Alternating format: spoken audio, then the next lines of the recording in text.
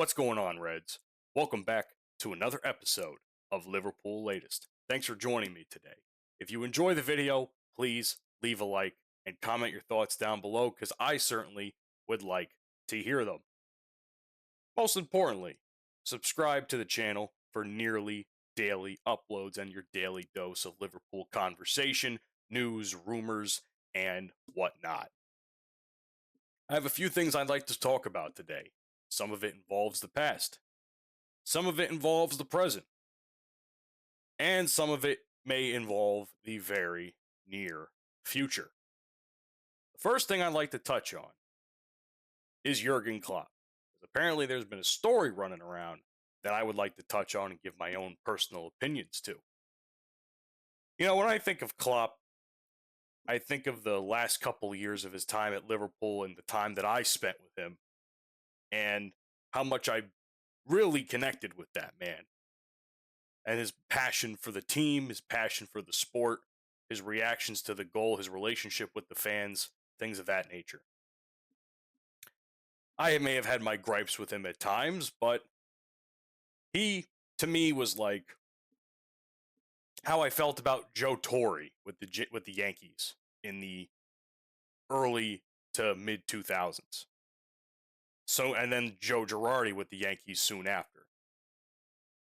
Hell, Tom Coughlin with the Giants is another one that comes to mind. People that spent a long time with the team and they built it and created success with it. Created empires, damn near. And I believe Jurgen Klopp did a pretty solid job of that during his time with Liverpool.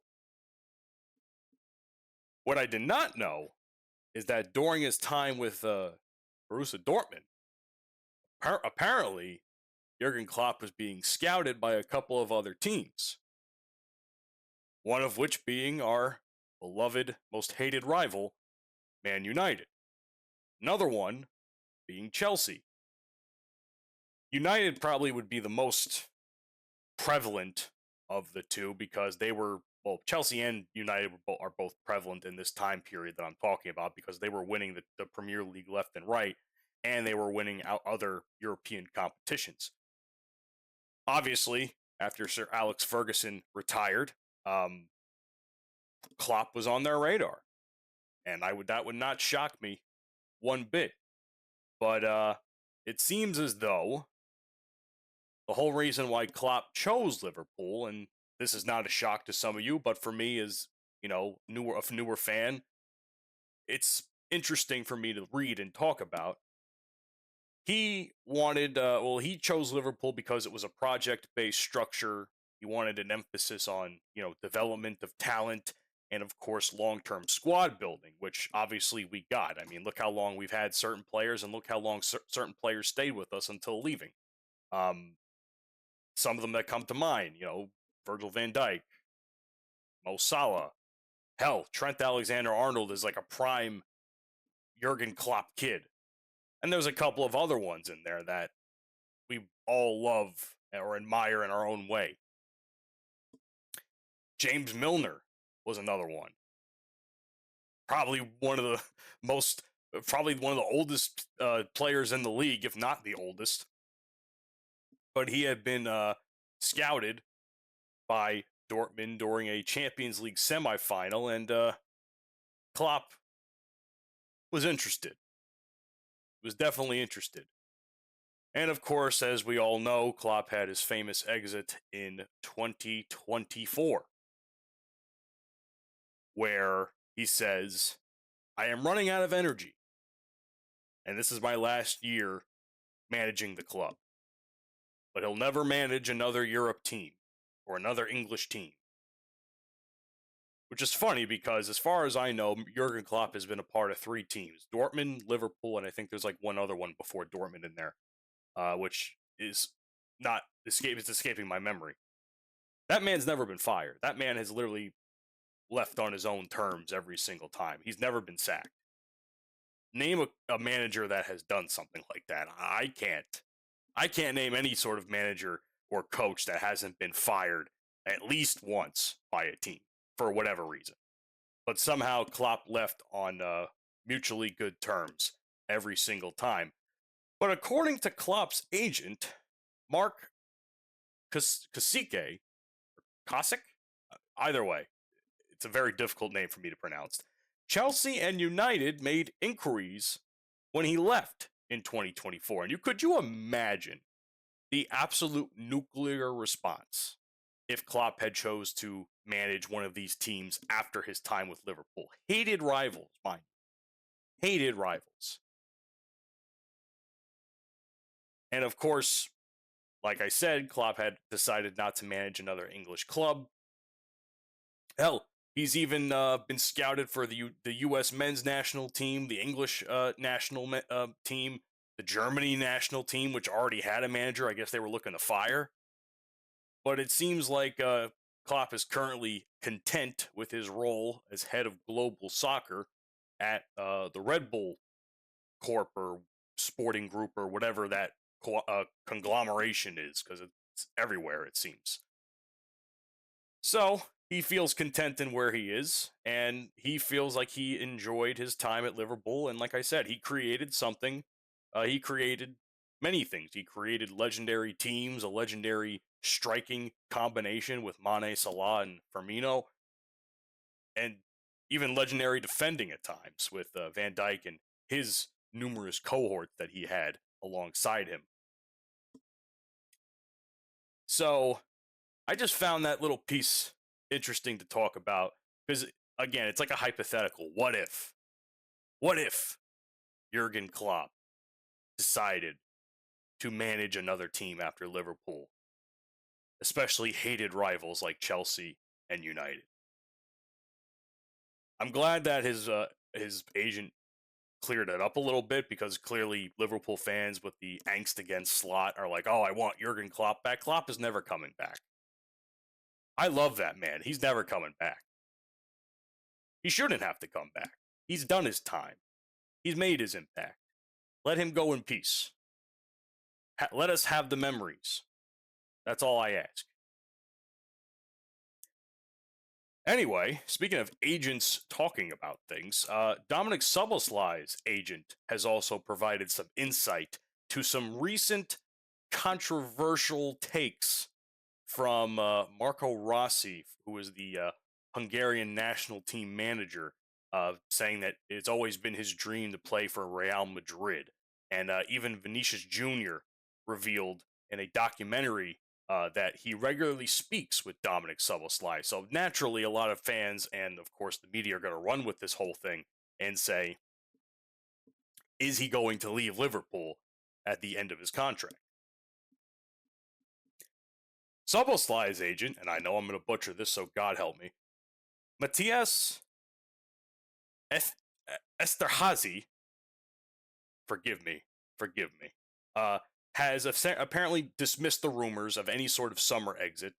He's stating that the player is, quote, not looking elsewhere and basically fully focused on what's going on in this current season, especially considering we're trying to move up. We're trying to get Champions League contendership back. We're trying to win said Champions League in this current season, and we're trying to win a domestic cup in the FA Cup, which is very important in its own right, in my opinion. So clearly, any sort of mid-season transfer speculation is inappropriate, giving ongoing commitments in those three key things. And of course, Liverpool sees him as a, as much as they are eager to sign him to a new contract, and they should sign him to a new contract, this man has been our best player this season. They would be stupid to not offer him at least a solid amount of money to convince him to stay. He has over 2 years remaining on his deal. They're trying to lock him down now. Could you imagine having 2 years left on your deal, over 2 years, and now they want to sign you for an extension? That's insane. That's how much of an asset he has been at Anfield and the club for us. And again, he's been our best player. I've said this countless times before. It's no secret to anybody. Look at what he does on the pitch every week. The guy is essentially doing everything from striking to midfield to right back with the defensive side. Name something he can't do right now. I don't think he can play center back because we certainly need some depth over there, but that's probably one thing he can't do. But my point is that I'm glad that his agent has kind of spoke about this because clearly there was a little bit of worry amongst Liverpool fans I was seeing online. Like, could you, like, worried that Dom would actually go to Madrid and we'd have Trent 2.0 all over again? I'm glad that's not the case.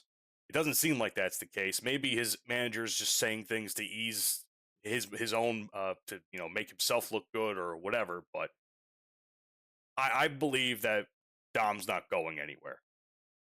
There isn't a doubt in my mind that Dom is going anywhere. I think he's going to be a very long-term player for us for sure.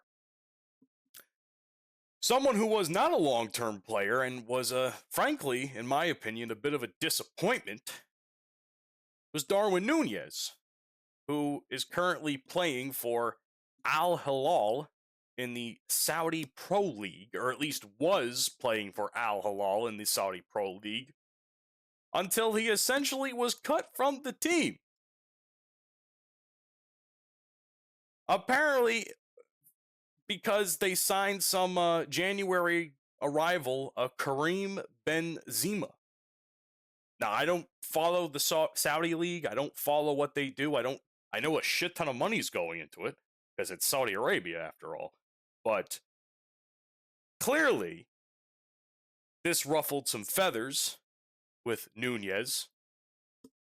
And while he remains eligible for the AFC Champions League, unfortunately, he can no longer be a part of the, he can no longer be a part of the foreign, only, what's it called?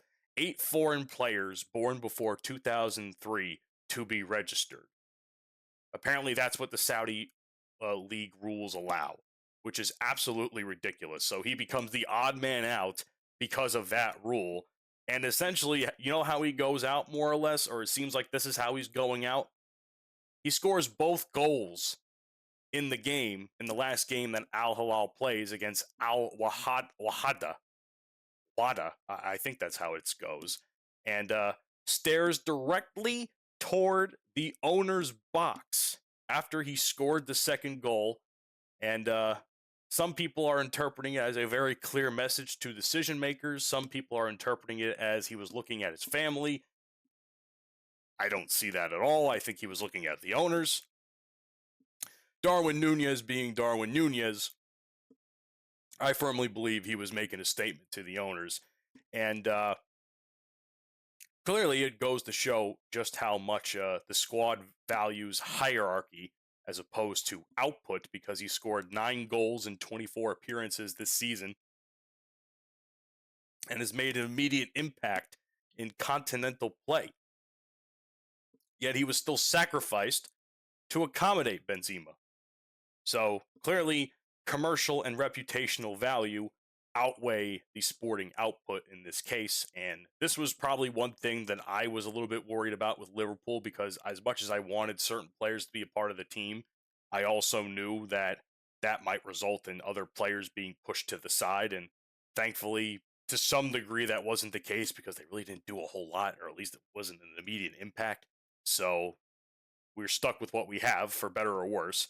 But now it seems, as far as the Liverpool relevant side of things go, reinforcing that something we saw towards the end of his time at Anfield, that he is a very confidence-driven rhythm striker, certainly responds, I don't want to say poorly, but he certainly responds with some bursts of emotion, and also responds on the field with bursts of output, which is weird, because he'll have an absolute shit couple of games, and then he'll have like this 1 or 2 generational run, and then he goes back to being shit again, which is why I was always iffy on him, to say the least. So,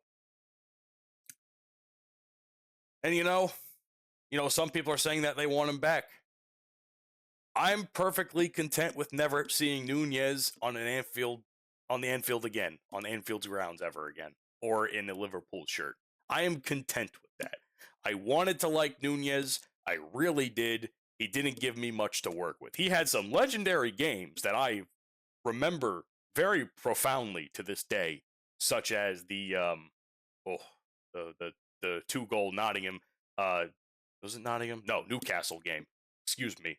The Newcastle game that he had a few years ago. That I cried. I cried at the end of that game. That's how much that game meant to me. I cried. Absolute insanity that was.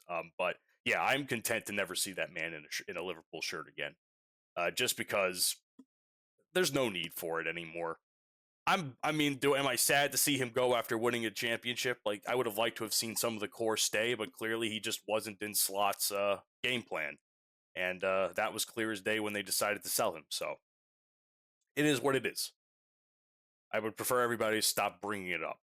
Another thing that I hate to bring up, but it's more or less the truth, is the role of Mohamed Salah, where his value to the team now kind of lies beyond the idea of goals and assists and output on the field, despite having a fantastic game against Brighton. He had probably his best game in a while against Brighton. But it seems like, clearly, since his numbers have dipped, people see him more in a leadership role and someone to be looked up to on the field. And Virgil van Dijk, and even Arne Slot have emphasized this after the game against Brighton in the FA Cup, and it's essentially them pushing back the external narrative that Salah is having just a poor season. And like I said, Virgil specifically mentioned his leadership presence, his influence to, team structure and the attacking patterns, especially his role as a senior figure in the dressing room, which was honestly one of the things I was concerned about when he had his whole outburst several months back now.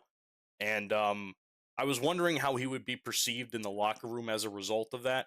And it seems like that hasn't really wavered all that much. Maybe it's just Virgil, trying to save face a little bit, but I doubt that that's the case, frankly. But it's nice. It's good to see that the players in the locker room, in the dressing room, still value him as a leader.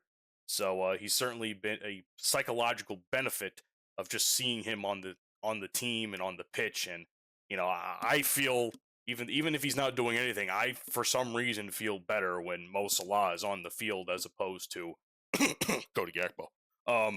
But anyway, that is that as far as Virgil van Dijk's takes go. When it comes to Arne Slot, he also pretty much said similar things. He's been a very big impact on the team, and that his game against Brighton was probably his best in some time. Salah has also outright complimented players like Szoboszlai, especially after that game too. Telling them that he's basically patching the torch. I touched on this a couple of days ago. He's essentially in his own way passing the torch to Szoboszlai. Maybe not specifically him, but certainly to the future of the team. And while it's still kind of uncertain on the long-term side of things, he's still very much a tactical integration, and certainly has reasserted himself a bit, especially after the AFCON fallout and what resulted there. And I think it goes to show that, because he's such a trusted figure on the field and in the locker room, it's better overall for team morale to have him around, at least right now. And I can't agree with that more. So even though he's not having any output, much output on the field, I say that as the biggest Mo Salah glazer you can possibly imagine since becoming a Liverpool fan. I can say that he hasn't had as much offensive output, but I think from all the other factors I've talked about, the psychological, the leadership, I think in some cases that matters more, because we're getting to a point, and it's becoming clearer and clearer every game, that we are going to be entering a life without Mohamed Salah on the field in a Liverpool shirt in the near future. Maybe not in the off season, maybe not even in January, but certainly at some point within that time period, we are going to see him leave in a blaze of glory and a Liverpool legend. mind you. This man's going to be remembered for decades as one of the greatest players of all time. And you can quote me on that. So that is what I have for Liverpool Latest today. I appreciate the fact that you stopped by and watched this video. Give me your thoughts down below on everything in the comments section. And of course, subscribe to never miss an upload. Every single day, practically, we upload videos here. We're talking news, rumors, discussions, opinions, everything in between. That's what I like to do here on the Liverpool Latest. I like to give you my perspective on things because the way I see it is if I work for a company like FanArch and I appreciate the fact that they've given me this opportunity, I'm going to give you the fan's perspective or a fan's perspective of how I feel about my favorite football team, English football anyway. So, with that being said, join the Liverpool Latest family now because you'll never walk alone when you do.